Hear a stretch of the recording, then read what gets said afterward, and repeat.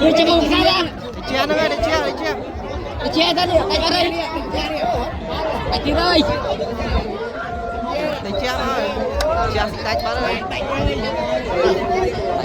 kia đây.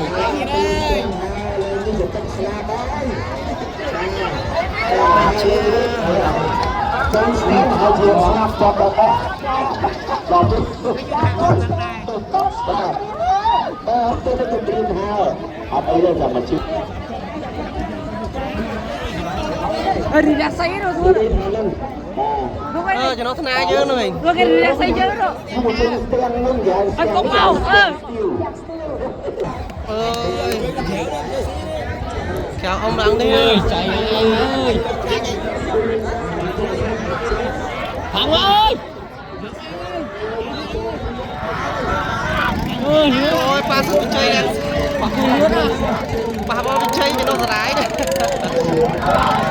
Được ơi. Không ai thấy cái nào.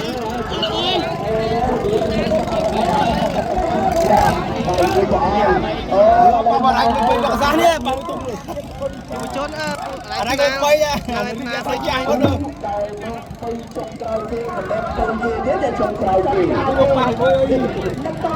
Sao nên của anh.